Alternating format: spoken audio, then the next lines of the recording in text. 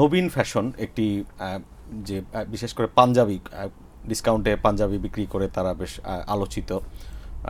প্রতিষ্ঠানটির কর্ণধার সম্প্রতি দাবি করেছেন যে তিনি যে আপনার সাশ্রয়ী মূল্যে পাঞ্জাবি বিক্রি করার কারণে বা ডিসকাউন্ট দিয়ে মার্কেটের যারা অন্য ব্যবসায়ীরা আছেন তারা মব জাস্টিস করে তার দোকান তার ব্যবসা বন্ধ করে দিয়েছে। স্টুডিওতে আমার সঙ্গে আছেন আমাদের ক্রাইম রিপোর্টিং চিফ জনাব কামরুজ্জামান খান।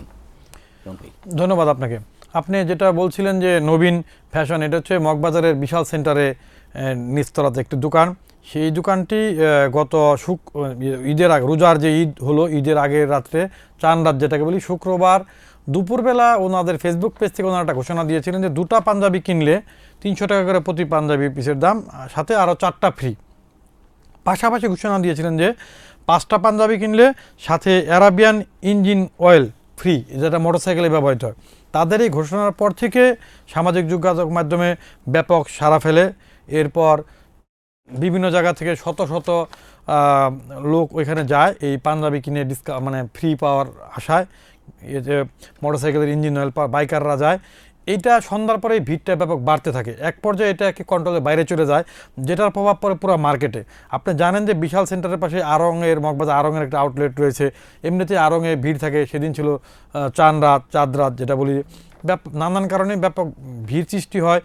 একটা পর্যায়ে আশপাশের দোকানে যেটা আছে যে Prince departmental limited, Kings fashion নামে একটা বড় দোকান রয়েছে পাঞ্জাবির, ঢাকা শহরের নাম করা কয়েকটি মার্কেটের ভিতরে তো বিশাল সেন্টার একটি স্বনামধন্য মার্কেট।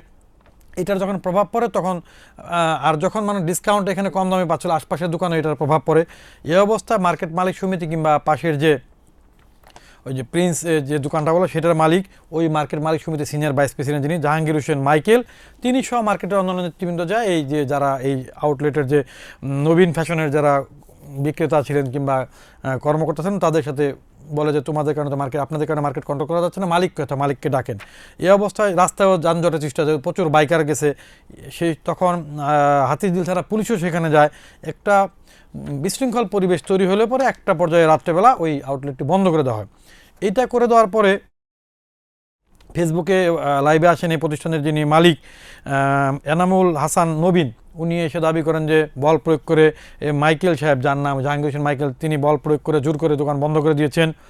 তিনি বর্তমান প্রধানমন্ত্রী তারেক রহমান সাহেবের বন্ধু পরিচয় দিয়েছেন কিংবা তার দোকানে কাস্টমার পরিচয় প্রভাব বিস্তার করে বন্ধ করে দিয়েছেন, ইত্যাদি ইত্যাদি অভিযোগ করেন। এই অভিযোগের পর তিনি একটি প্রেস কনফারেন্সে অনুরূপ অভিযোগ করেন। একটা পর্যায়ে মঙ্গলবার রাতে তিনি দেশ ছেড়ে চায়নাতে চলে যান। যাওয়ার সময় আবার তিনি একই কথা বলে যান যে আমি প্রাণের ভয়ে চলে যাচ্ছি, এখানে আমাকে প্রাণে মেরে ফেলা হতো, ওসমান ফারুক হাদির মতো মেরে ফেলা হতো, এরকম নানান কথা বলেছে। এই যে এনামুল হাসান নবীন, ওনার ঢাকা শহরে একাধিক আউটলেট রয়েছে এই প্রতিষ্ঠানের নবীন ফ্যাশনের। তিনি বলেছেন যে একাধিকবার তিনি ফেসবুক লাইভে এসে নানান রকম কথা বলেছেন এবং তার ফেসবুক প্রোফাইলে দেখা গেছে যে ওসমান হাদির ছবিও আছে, যে বক্তৃতায় যে তিনি দাঁড়িয়ে বক্তৃতা দিচ্ছেন সেই ছবিও আছে। এই অবস্থায় এই বিষয়টা এখন আদালত পরিণত করেছে। দোকান মালিক সমিতির সাথেও আমরা কথা বলেছি, এই যে জাহাঙ্গীর হোসেন মাইকেল তার সাথে কথা বলে তিনি বলেছেন যে আজকে যিনি প্রধানমন্ত্রী তারেক রহমান, তিনি তার দোকানের একজন ক্লায়েন্ট এবং তার সুপরিচিত, বাট তিনি তার বন্ধু না। তিনি তার এই পরিচয়ের প্রভাব খাটাননি। এখন অন্য কোনো কারণে হয়তো বা যে যিনি ওই নবীন ফ্যাশনের মালিক, তিনি এই কথাগুলি সামনে আনছেন। দোকান ব্যবসায়ী মালিক সমিতির সাথেও আমি কথা বললাম। হেলাল উদ্দিন সাহেব, আপনি জানেন যে বাংলাদেশ দোকান মালিক সমিতির সভাপতি, তিনি বললেন যে এই জিনিসটাকে শুধু নবীন ফ্যাশনের মালিক জোট পাকিয়েছে।